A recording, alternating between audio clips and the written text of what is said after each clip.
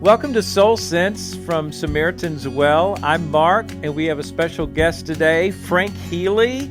He's a licensed professional counselor and a life coach with 40 plus years experience. He's written over 20 books. One of them is Heal Your Memories, Change Your Life. He's wrote books on emotional intelligence and stoicism, philosophy. Welcome, Frank. Yes, it's a pleasure to be here. So glad to have you. One of the things that kind of jumps out of your autobiography is just your memory that has been noted and researched. And Frank, I understand that you can remember specific days from any time in your life from age 6 until today. Is that correct? Yes, that's correct. So it's 59 and a half, almost 60 years of daily memories because I'm 65 now. So Okay, that's amazing. That's one of those things that it's hard for us to grasp, but there's so many connotations because the emotions and everything else. Well, I asked you before the show, can I spring a date on you? So here it is, August 29th, 1987 is the day I got married. Okay, well, it's interesting. It was a sunny late summer day, and I was actually at a wedding too that day Oh my of goodness.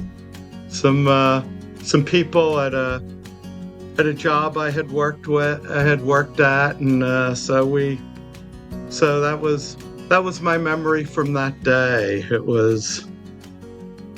I had That one just been dominates. accepted. Yeah, it had been unseasonably cool earlier in the week, and I remember I'd just been accepted into a graduate program, and so I was excited about that, as well as going to the wedding. And there was in my area there was a bread strike, A breast. so it was a little hard to get bread on the shelves in the supermarket that week, Oh my and goodness. yeah. Thank you for sharing that. I mean, it's hard for me to comprehend, even though I know this exists because I've read about it, I've studied it some. But tell us a little bit about what it was like growing up, starting in by first grade, being able to remember every day. You probably didn't know that it was different than anybody else for a while, or did you discover it quickly? How did you even figure out that, uh-oh, this is different than most people? Well, it was explained to me a few months into it. It started February 28th through March 4th, 1966. I was homesick from kindergarten, too Okay. sick to even be up playing with toys. And it happened that my Uncle Billy down the street had given me a calendar for that year. And Hmm. so I spent the week looking at the different blocks of the dates, and I would look at each block and picture what would be on primetime TV that night and play the Mhm. coming on song in my head. And so I realized by the end of the week, I knew that whole year, like I knew my birthday would be a Saturday that year, Christmas would be a Sunday, and Thanksgiving would be the 24th of November. So, and a few months into that, I was telling this man about this was in October, November of Mhm. 66.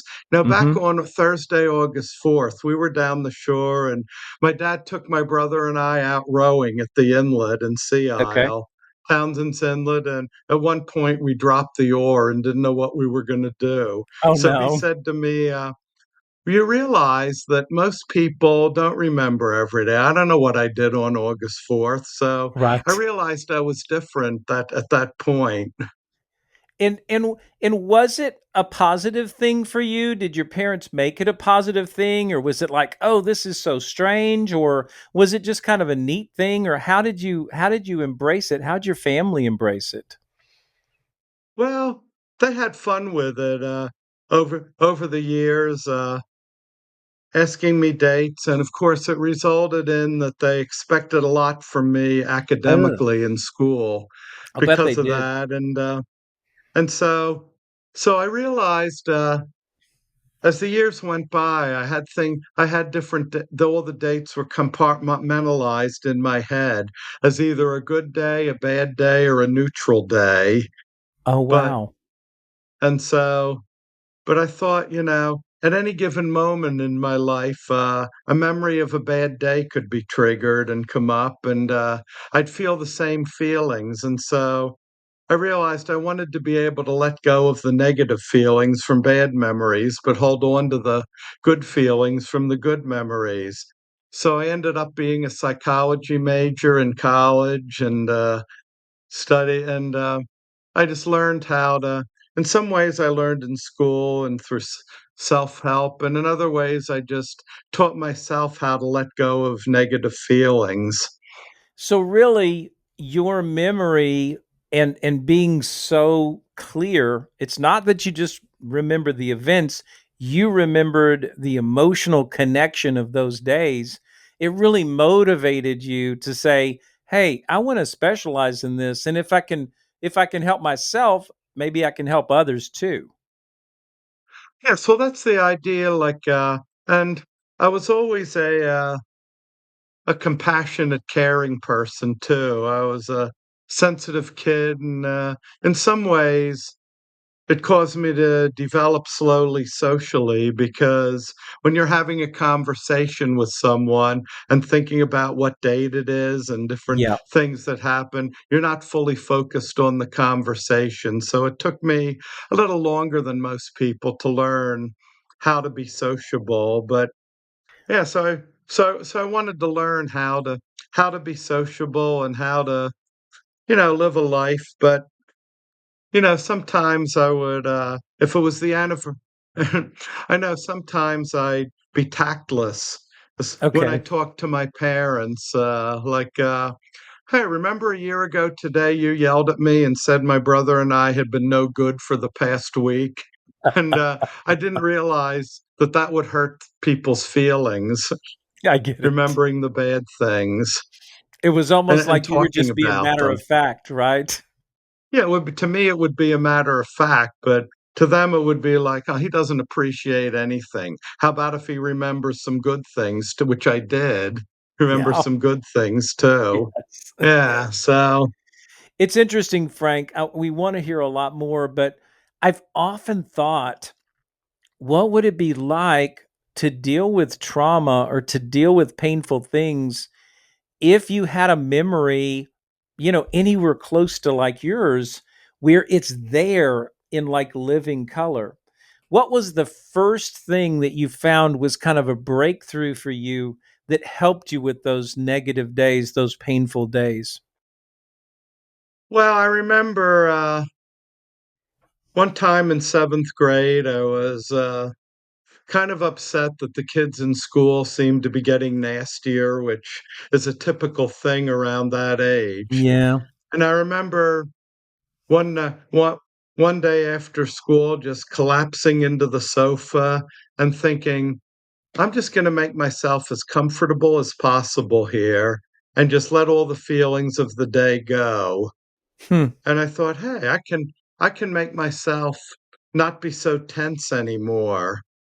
And, so that was a skill that I used not too often until about 3 years later when, in 10th grade, when I started making conscious effort to let negative feelings go.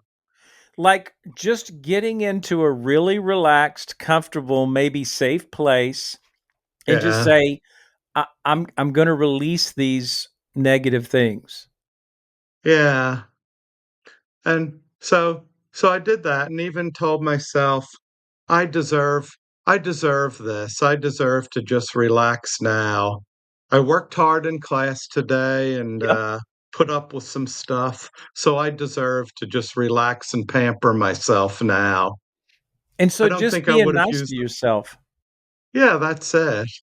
And, well, 10th grade was kinda scary, like, throughout my elementary and junior high, what they called it then, now they call it middle school, but, I was always a top student and had a reputation, even got a lot of respect from the kids about it, and the teachers helped foster that reputation.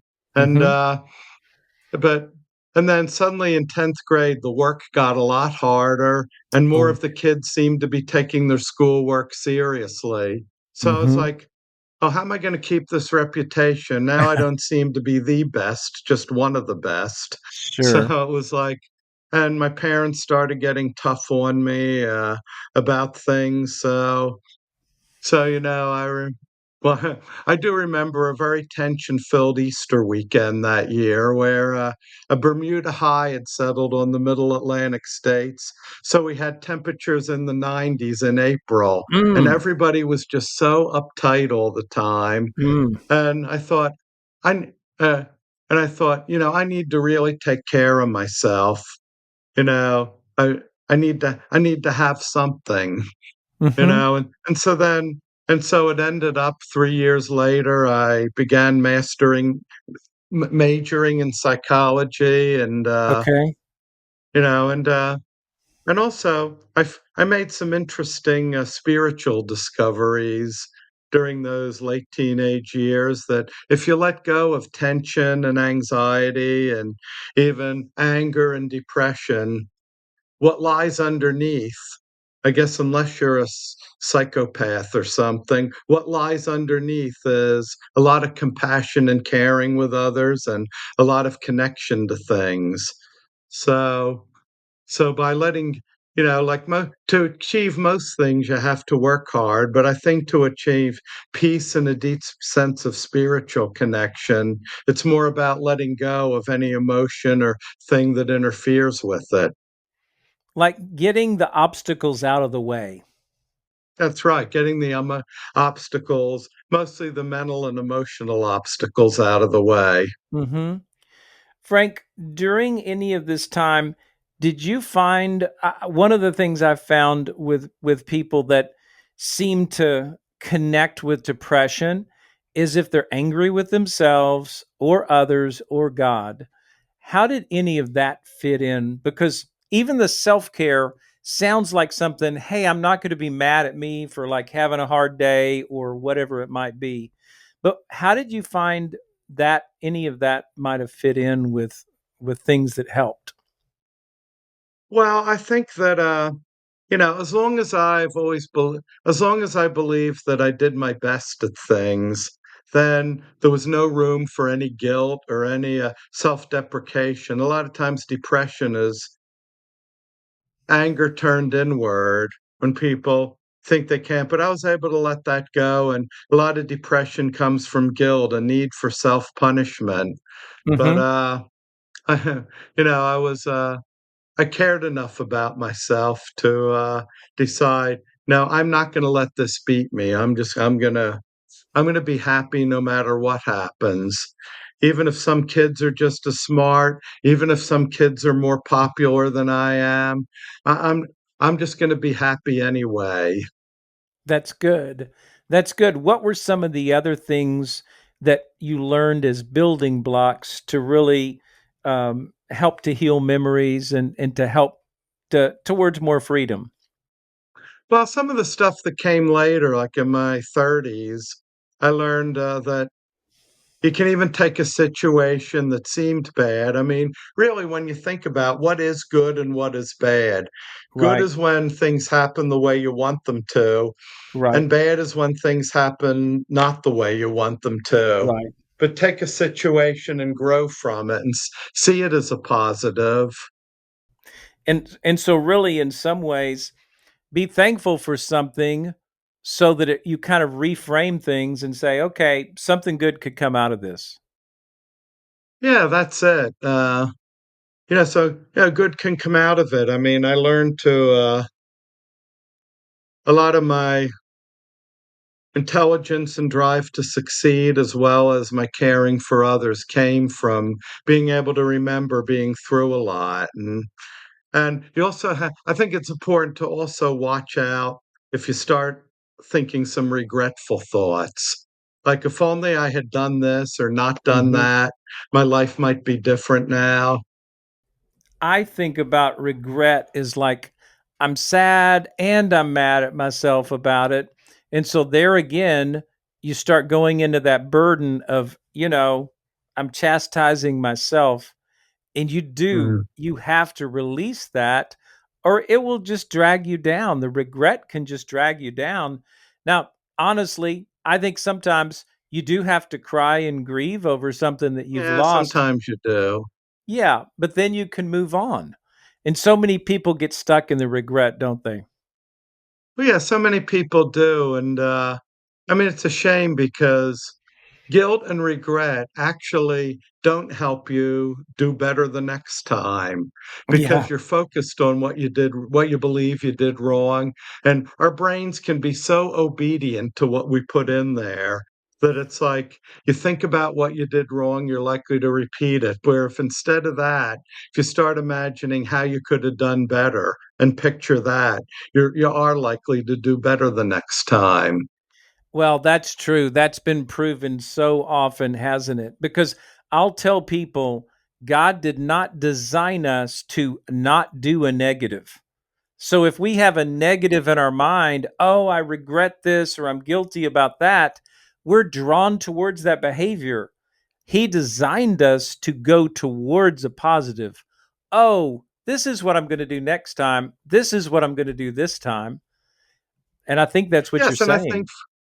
Yeah, and I think from a spiritual perspective, I mean, I'm a man of faith, and Yes. I think forgiving yourself helps you, gives you the energy to do God's will better, the happiness and the energy to do God's will better than if you were weighing yourself down with guilt and regret.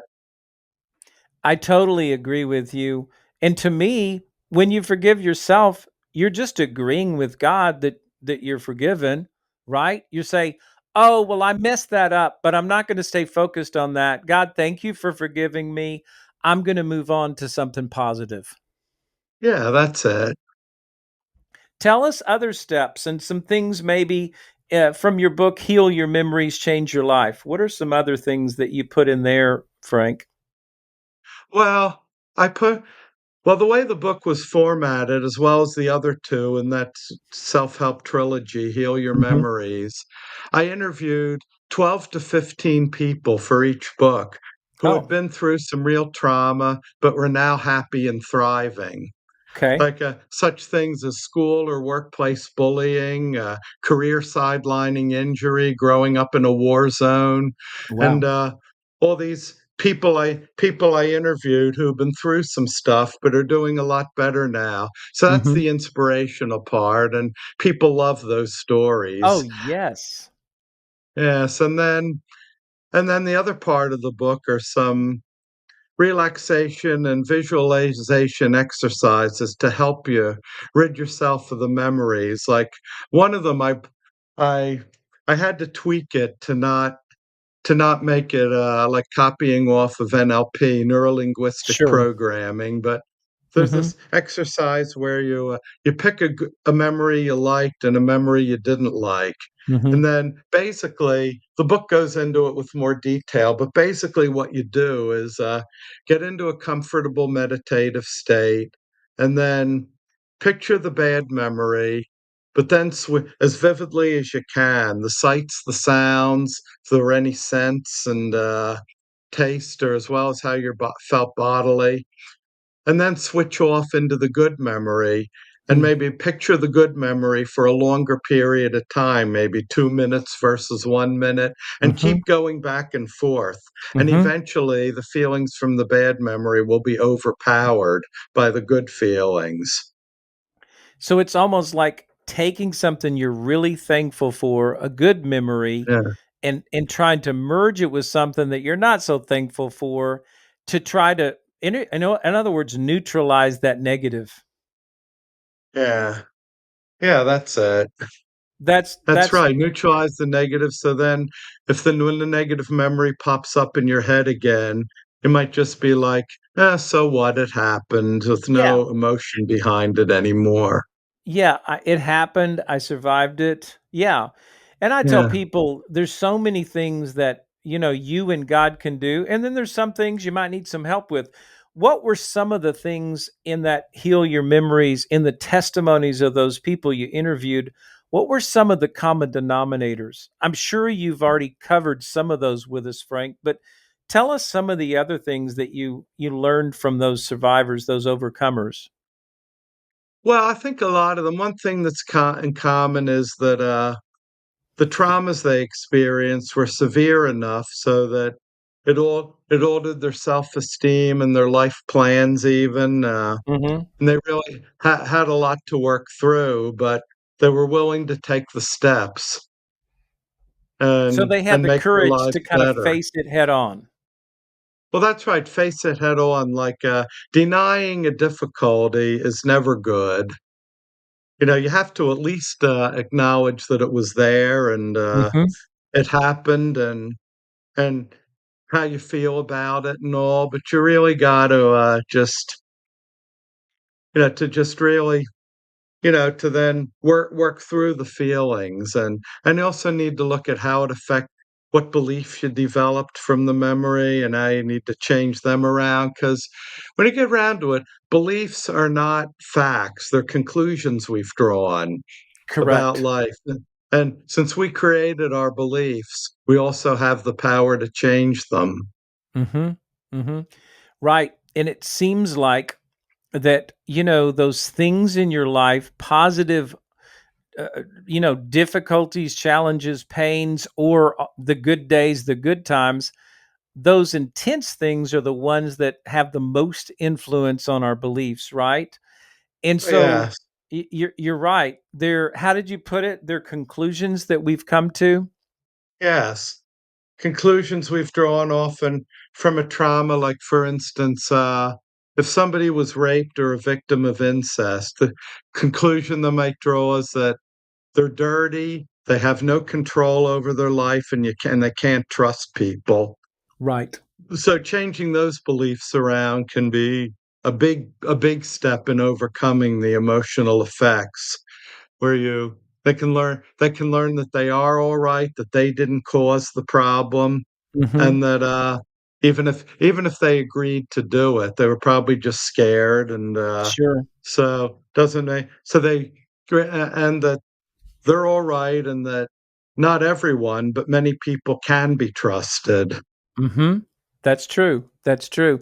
And when I've done so much trauma work with people in that extreme example like that, um, going back to that place, it seems like one of the key things is, okay, I'll ask them, are you holding anything against that 16-year-old or 26-year-old?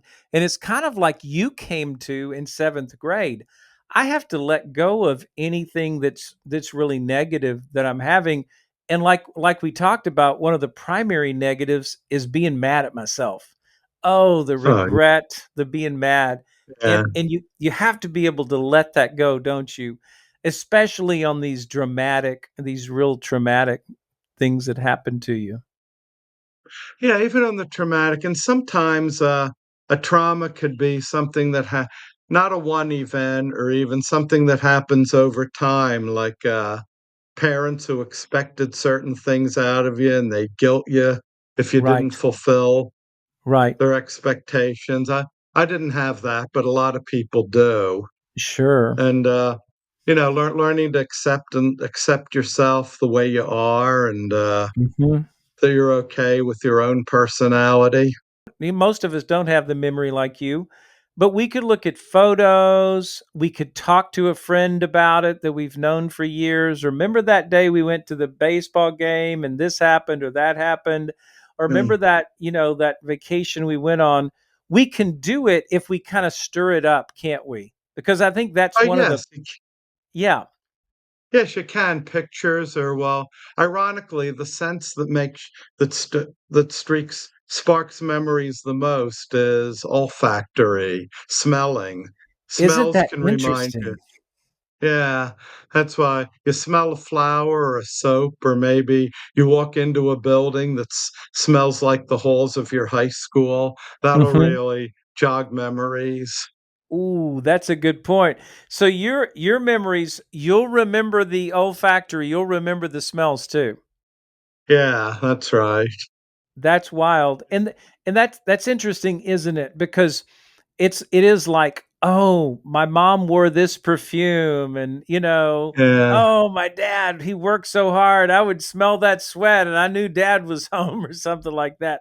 Hopefully, those are positive memories because like you said, if it's, oh, I could, I know dad's nearby and I get anxious about it, that's another thing I may have to deal with. But yeah, that's interesting. That's always fascinated me that the smells actually bring memory back the quickest.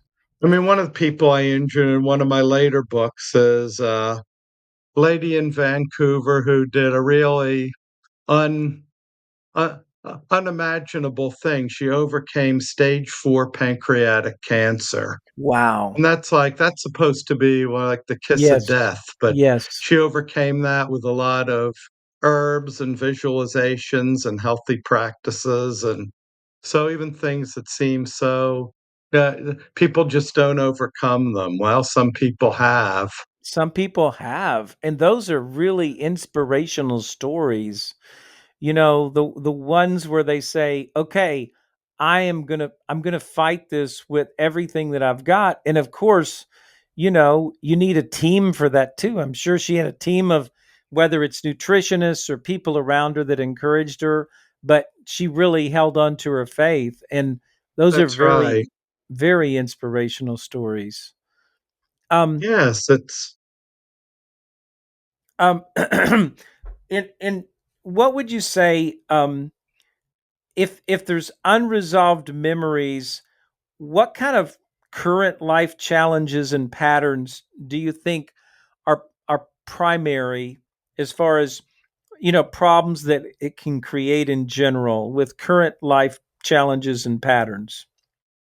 well, I think people everyone wants to fit into society, and which is, but sometimes they'll even be very negative if the people they know are really negative.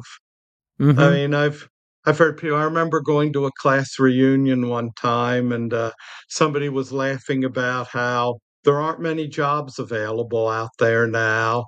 And I remember thinking that might give you momentary relief to joke about that with others, but you got to keep the faith if you're looking for a job. It's really true. I mean, I'll work with people like, for example, that are looking for a mate, and they'll talk Yeah, about the numbers or the stats or this, that, or the other, and I'm like, hey, you only have to find that one right person, that's and right. that's what Yeah, you have to stay focused on, right? It's yeah, not like, okay, I'm not gonna really. You can weigh yourself down with negative statistics or negative stories. For example, if you ever decided at 40 years old to go skiing for the first time, you're probably going to have people come out of the woodwork and say, "Oh yeah, I broke my leg skiing and this happened and I ran into a tree and yeah. all." Okay. Well, if you listen to all that, you're not going to go out to the Rockies and enjoy a wonderful vacation. But, hey, put your helmet on, take a lesson and live some life, right? Yeah, really, it's like it tell the maybe even think about that, like, well, those people, they're them, but I'm me, so Yep. I'm I'm gonna have the same experience they had.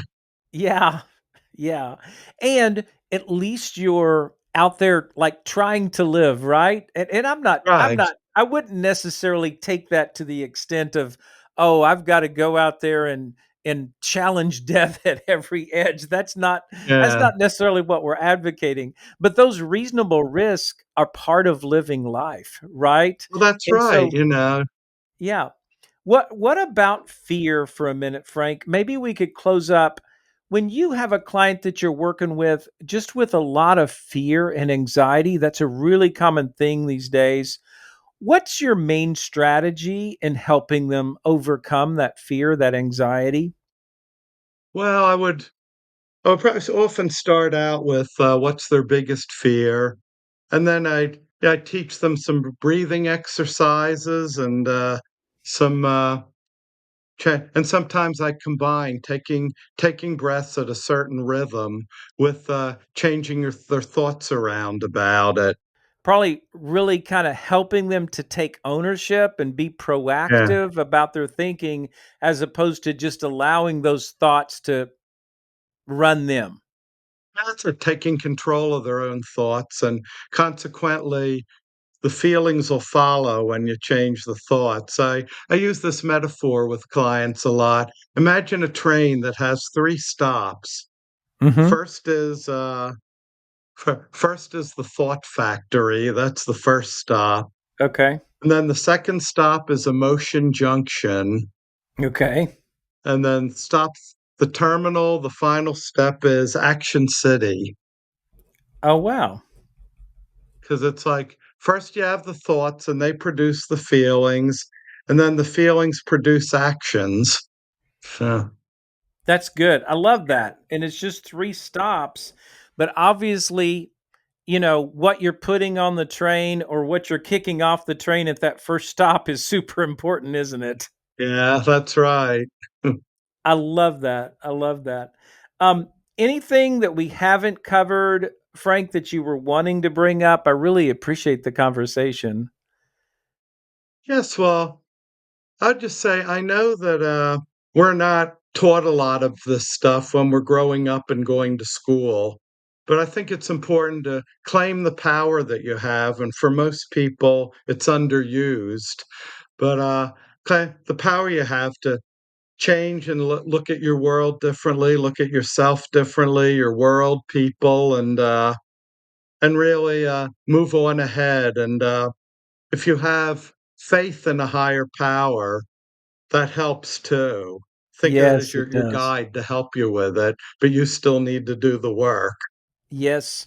Yep, because we understand faith without works is dead. So, Frank, so That's right. much. Thank you, Frank, so much for this time. What's the best way to reach you or to get any of your books or resources? You've written over 20 books. What's the best way to reach those? Well, I have a website which is healyshealing.com. And you can also go on HealysHealing.com. Amazon, put in my name, and they'll be there. Awesome. HealysHealing.com. We'll put that on the podcast. And then go on Mm. Amazon and look for Frank Healy, and you'll see his books on there. Frank, thank you so much. God bless you in New Jersey, and hope to see you again one of these days. Yes, it's been a pleasure. If you enjoyed this podcast, please do us a favor and like, subscribe, and share with others who might need it. And you can find additional resources at SamaritansWell.com.